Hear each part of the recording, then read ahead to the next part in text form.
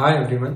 मैंने TCS NQT दिया था और मैं प्राइम इंटरव्यू तक भी पहुंच गया था, पर मुझे एंड में निंजा ऑफर ही मिला। सो मैं आज बताऊंगा इंटरव्यू कैसे गया और क्या क्या मेरी मिस्टेक्स थी। So let's get start. सबसे पहले बात करते हैं टीसीएस एनक्यूटी की। मैंने TCS NQT for priority institutes दिया था, जो कि टीसीएस के आयोन डिजिटल सेंटर्स पर कंडक्ट हुआ था। कोडिंग राउंड में मैं सिर्फ एक ही कोडिंग क्वेश्चन कंप्लीटली सोल्व कर पाया था।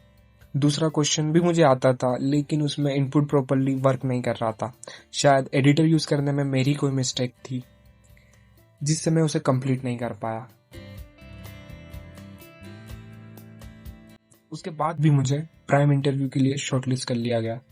मेरा एक्सपीरियंस से मुझे ये बात समझ आई कि सिर्फ कोडिंग क्वेश्चन ही नहीं, ओवरऑल परफॉर्मेंस भी इम्पोर्टेंट होती है।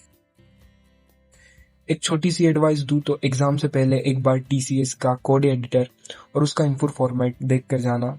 हमारे टाइम काफी स्टूडेंट्स को ये प्रॉब्लम फेस करनी पड़ी थी।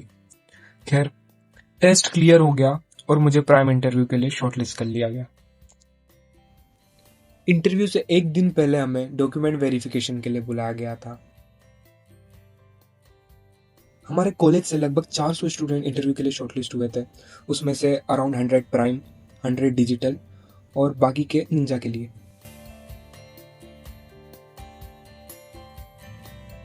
इंटरव्यू वाले दिन लगभग 11 बजे पैनल्स आए और मुझे एक पैनल असाइन हुआ।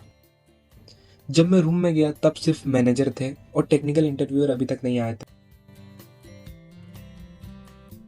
मैनेजर ने मेरी इंट्रोडक्शन ली, फैमिली बैकग्राउंड पूछा और कुछ बेसिक कोडिंग क्वेश्चन पूछे। इसके अलावा कुछ सिचुएशन बेस्ड क्वेश्चन भी पूछे, जिनका मैंने ऑनेस्टली आंसर दिया।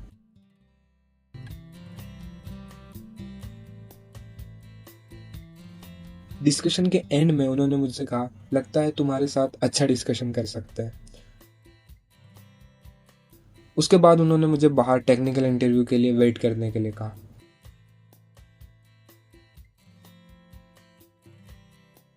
टेक्निकल इंटरव्यूअर आने के बाद मुझे दोबारा रूम में बुलाया गया। सबसे पहले उन्होंने मेरे प्रोजेक्ट डिस्कस किए। मुझे लगा था डिस्कशन मेरे टेक्निकल इम्प्लीमेंटेशन पर होगा, लेकिन काफ़ी टाइम प्रोजेक्ट के स्कोप और यूज केसेस पर ही डिस्कशन चला। मुझे पर्सनली लगा कि वो उससे कंप्लीटली सेटिस्फाई नहीं थे।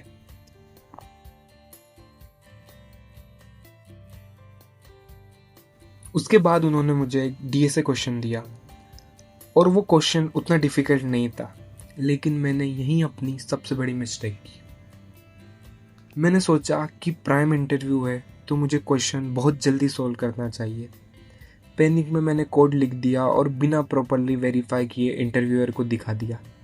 बाद में मुझे रियलाइज़ हुआ कि उसमें एक छोटी सी मिस्टेक थी। मैंने बोला कि मैं उसे करेक्ट कर सकता हूँ, लेकिन फर्स्ट इंप्रेशन ऑलरेडी बन चुका था। इस एक्सपीरियंस से मैंने एक इम्पोर्टेंट लेसन सीखा। इंटरव्यू स्पीड का नहीं, एक्यूरेसी का गेम होता है। जल्दी में गलत आंसर देने से बेहतर है वेरीफाई करके सही आंसर देना। उसके बाद उन्होंने मेरी प्रिफर्ड टेक्नोलॉजी के बारे में डिस्कशन स्टार्ट किया।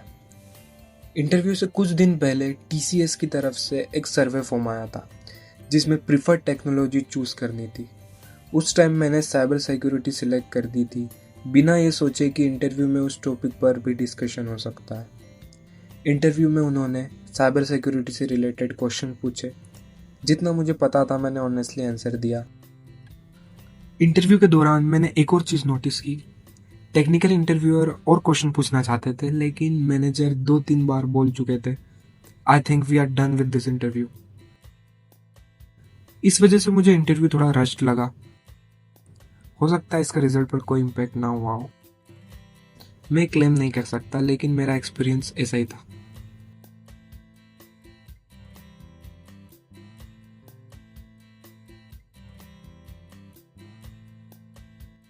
इंटरव्यू के बाद ही मुझे फील हो रहा था कि मेरा इंटरव्यू उतना स्ट्रॉन्ग नहीं गया है, और रिजल्ट में भी कुछ ऐसा ही हुआ। मुझे टीसीएस का निंजा ऑफर मिला।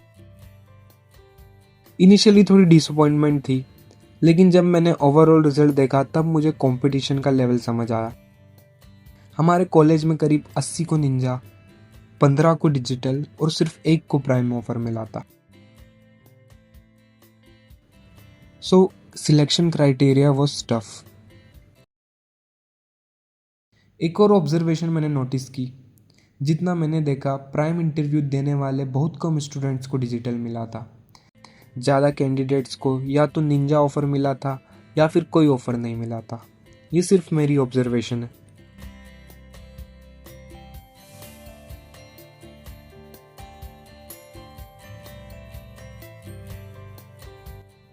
एक और चीज़ मैंने सीखी, टीसीएस का इंटरव्यू काफ़ी अनप्रिडिक्टेबल हो सकता है। मेरे एक दोस्त को प्राइम इंटरव्यू ऑलमोस्ट पूरा उन कोडिंग क्वेश्चंस पर हुआ था जो उसने टीसीएस एनक्यूटी में सॉल्व किए थे। उसका इंटरव्यू भी अच्छा गया था, लेकिन उसे भी निंजा ऑफर मिला। और एक और दोस्त का इंटरव्यू पूरा मोंगोडीबी बेस्ड हुआ था। इसलिए एक ही इंटरव्यू एक्सपीरियंस देखकर ये एज्यूम मत कर लेना कि तुम्हारा इंटरव्यू भी वैसा ही होगा। हर पैनल अलग होता है और हर इंटरव्यूअर की अप्रोच भी अलग होती है। डिस्कशन किसी भी डायरेक्शन में जा सकता है। इसलिए एक ही इंटरव्यू एक्सपीरियंस देखकर ये एज्यूम मत करना कि तुम्हारा इंटरव्यू भी वैसा ही होगा। तो बस यही था मेरा TCS prime interview experience. Hopefully मेरी जर्नी और मेरी मिस्टेक से आपको कुछ ना कुछ सीखने को मिला हो।